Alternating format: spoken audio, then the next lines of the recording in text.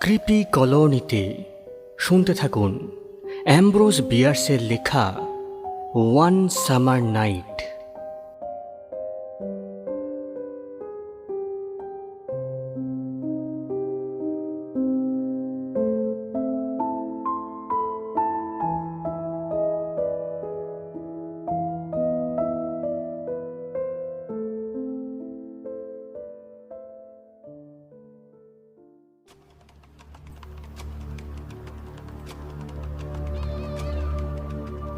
Henry Armstrong মানুষটা চিরকালই একটু একগুঁয়ে আর জেদি।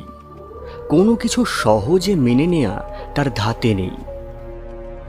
তাই কবরের চারপাশের এই নিরেট অন্ধকার আর মাটির সোঁদা গন্ধ যখন তাকে চারপাশ থেকে চেপে ধরল, তখনও তিনি বিশ্বাস করতে পারলেন না যে তাকে কবর দেয়া হয়েছে। কারণ হেনরিকে কোনো কিছু বিশ্বাস করানো নেহাত সহজ ব্যাপার নয়। যুক্তি ছাড়া সে কোনো কিছু মানতে রাজি নয়। তাকে যে সত্যি সত্যিই কবর দেয়া হয়েছে সেটা কিঞ্চিত পরীক্ষার পর শেষ পর্যন্ত মানতে বাধ্য হলো হেনরি। এখন সে শুয়ে আছে একদম চিত হয়ে, হাত দুটো আড়াআড়িভাবে বুকের ওপর রাখা। চারিদিকে ঘন জমাট অন্ধকার। তার সারা শরীরকে আষ্টে পৃষ্ঠে জড়িয়ে রয়েছে কোনো এক পলকা বাঁধন। সামান্য একটু পেশির টান দিতেই সেই বাঁধন ছিঁড়ে গেল। হাত দুটোকে অনুসন্ধানে পাঠিয়ে হেনরি অনুভব করল সে একটা সংকীর্ণ চৌকো বাক্সের মধ্যে বন্দী।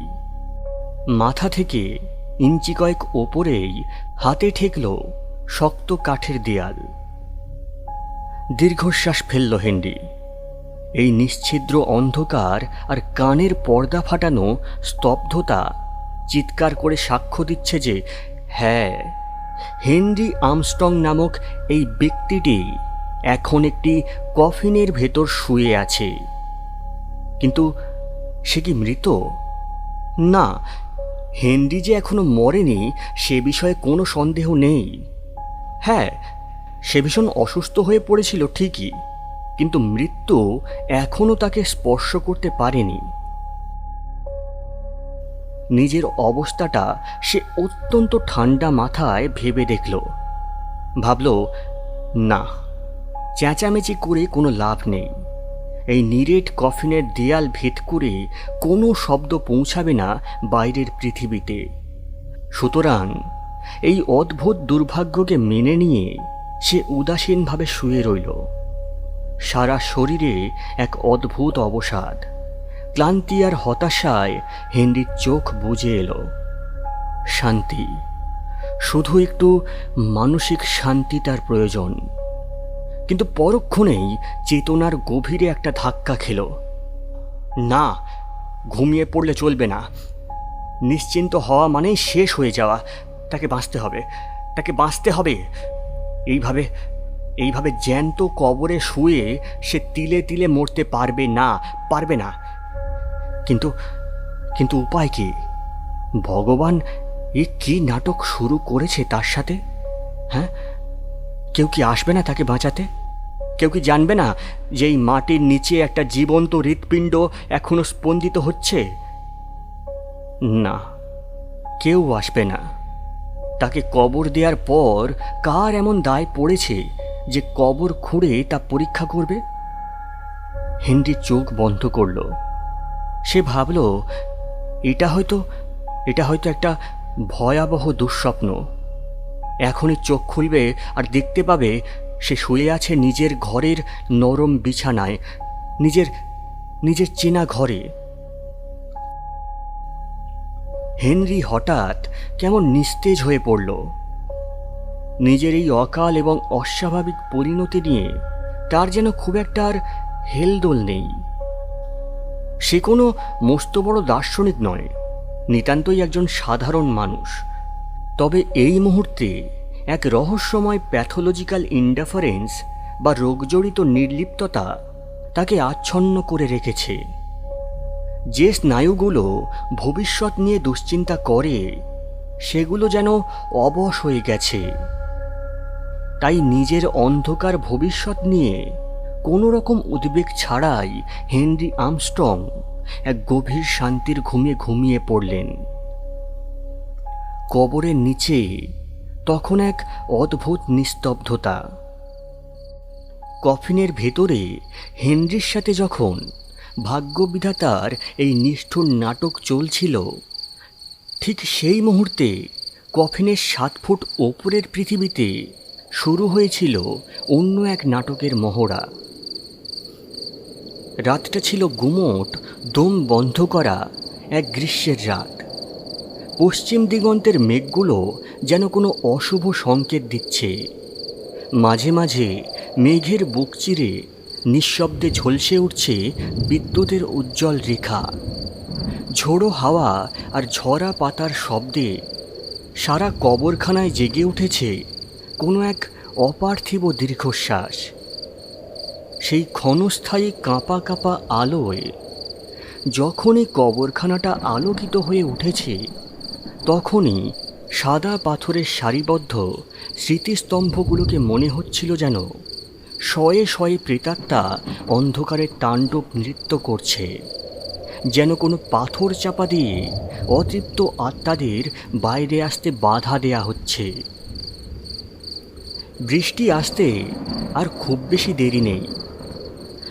এমন এক দুর্যোগপূর্ণ রাতে কোনো সুস্থ স্বাভাবিক মানুষ স্বেচ্ছায় এই কবরের রাজ্যে পা রাখতে চাইবে না।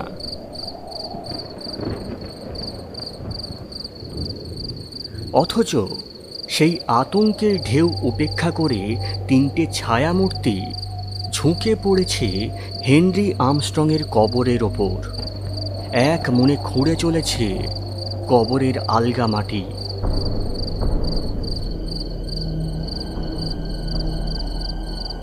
এই 3 জনের মধ্যে 2 জন হল শহরের মেডিকেল কলেজের ছাত্র, আর তৃতীয় জন এক বিশাল চেহারার মানুষ। তার নাম জেস। জেস বহু বছর ধরে এই কবরখানাতেই কাজ করে। সে অহংকারের সাথেই বলতো, এই তল্লাটের প্রতিটি আত্মাকে আমি ব্যক্তিগতভাবে চিনি। জেসের এই কাজ থেকেই বোঝা যায় তার কাছে টাকা করে সবসময় টানাটানি থাকে। মেডিকেল কলেজের সব ব্যবচ্ছেদ ঘরে বডির খুব অভাব, আর সেই অভাব মেটানোই জেসের গোপন ব্যবসা। কবরখানার খাতায় যত নাম লেখা থাকত, জেসের কৃপায় মাটির নিচের কফিনগুলো প্রায় ফাঁকা হয়ে যেত। কবরখানার দেয়ালের বাইরে বড় রাস্তা থেকে বেশ খানিকটা দূরে দাঁড়িয়েছিল একটা ঘোড়ায় টানা গাড়ি, বোধহয় ওদেরই অপেক্ষায়। মাটি খুঁড়তে ওদের তেমন অসুবিধা হচ্ছে না, কারণ হেনরিকে কবর দেয়া হয়েছে আজই, মাত্র ঘন্টা 5 আগে। আলগা মাটি খুঁড়ে খুঁড়ে ওরা পৌঁছে গেল কফিনের কাছে। অন্ধকারে কিছুটা অনুমানেই ওদের কাজ সারতে হচ্ছে।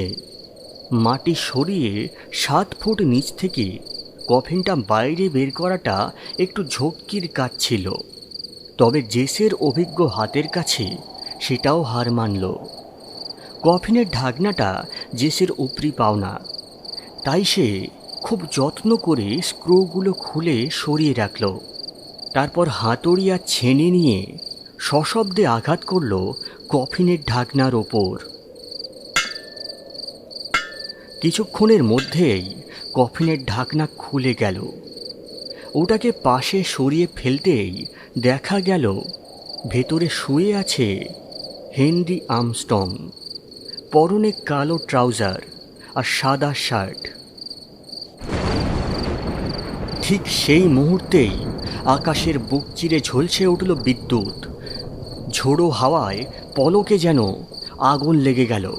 নিস্তব্ধ পৃথিবীটা হঠাৎই যেন কেঁপে উঠল ঝরা পাতার ফিসফিস শব্দে। আর সেই মহাপ্রলয়ের মাঝেই আচ্ছন্ন অবস্থাতেই কফিনের ভেতর একদম সোজা হয়ে উঠে বসল হেনরি আর্মস্ট্রং।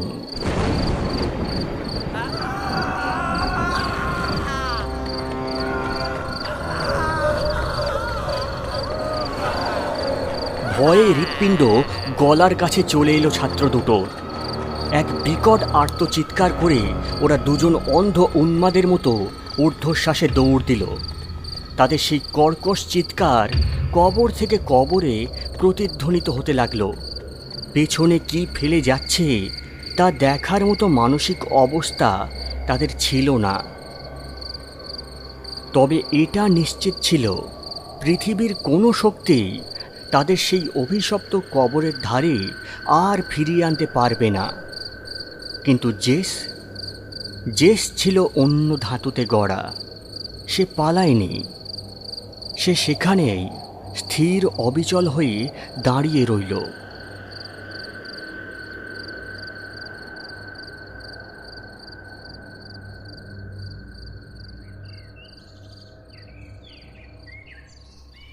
পরদিন ভোরবেলা আকাশের রং তখন ফ্যাকাশে ছাইয়ের মতো। সারা রাতের দুশ্চিন্তা আর আতঙ্কে ছাত্র দুটোর মুখ শুকিয়ে গেছে।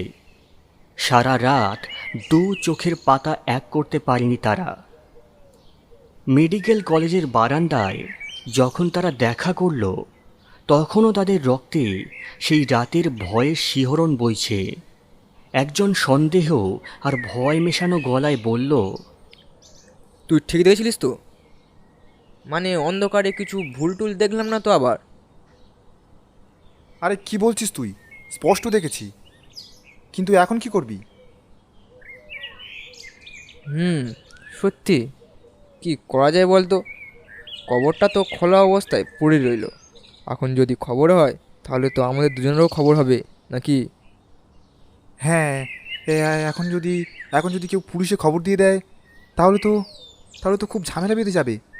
আমাদের দুজনের নাম যদি একবার জড়িয়ে যায়, তাহলে তো আমাদের কেরিয়ারটা নষ্ট হয়ে যাবে। আশঙ্কায় বুক কাঁপছে তাদের। তারা পা টিপে টিপে কলেজের পেছনের দিকে গেল। দেখল সেই পরিচিত ঘোড়া আর ওয়াগনটা ল্যাবরেটরির পেছনের গেটে বাঁধা। এ এ এ আমাদের সেই গাড়ি না? হ্যাঁ, আমাদের গাড়িটা তো ওইটা। হ্যাঁ, তাই তো দেখছি, কিন্তু এটা এখানে আনলো কে? আচ্ছা চল তো ভিতরে গিয়ে দেখি। যন্ত্রচালিতের মতো তারা ডিসেকশন রুমের ভেতরে ঢুকল। আবছা অন্ধকারে একটা বেঞ্চের ওপর বসে আছে সেই বিশাল দেহী জেস। তাদের দেখে সে উঠে দাঁড়ালো।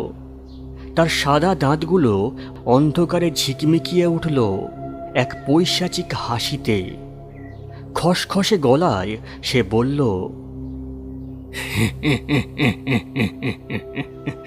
স্যার, সেই কখন থেকে আমার টাকার জন্য বসে আছি। আমার পাওনাটা এবার মিটিয়ে দেবেন। হ্যাঁ। ছাত্র দুজন বিবর্ণ মুখে টেবিলের দিকে তাকিয়ে পাথর হয়ে গেল। সেই লম্বা কাঠের টেবিলের ওপর নগ্ন অবস্থায় শোয়ানো রয়েছে হেনরি আর্মস্ট্রংয়ের দেহ। কিন্তু এবারে তিনি সত্যিই শান্ত, চিরতরে স্থির হয়ে গেছে। তবে তার মাথা আর অক্ষত নেই। রক্ত আর কাদায় মাখামাখি হয়ে গেছে সেই শরীর। বেলচার এক নিপুণ আঘাতে কেউ তার মাথাটা প্রায় চৌচির করে ফেলেছে। জেস হাসছে। সে তার মাল পৌঁছে দিয়েছে। আর এবার হেনরি আর্মস্ট্রংয়ের কাছে আর কোনো যুক্তি নেই এটা প্রমাণ করার জন্য যে সে সত্যি সত্যি বেঁচে আছে।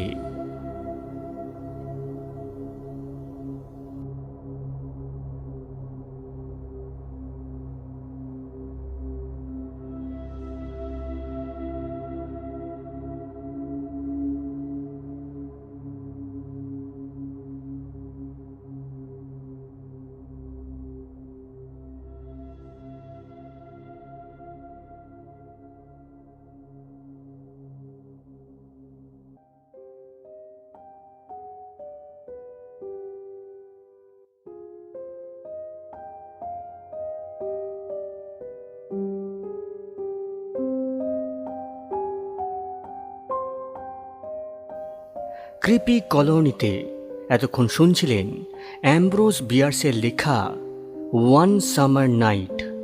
আজকের গল্পপাঠ ও সূত্রধারে ছিলাম আমি রমেন। দুই ছাত্রের ভূমিকায় ছিল গৌরাঙ্গ ও তরুণ। জেস গল্পের সাউন্ড মিক্সিং, এডিটিং ও পোস্টার ডিজাইনে ছিলাম আমি রমেন। সবাই ভালো থাকবেন। শুভরাত্রি।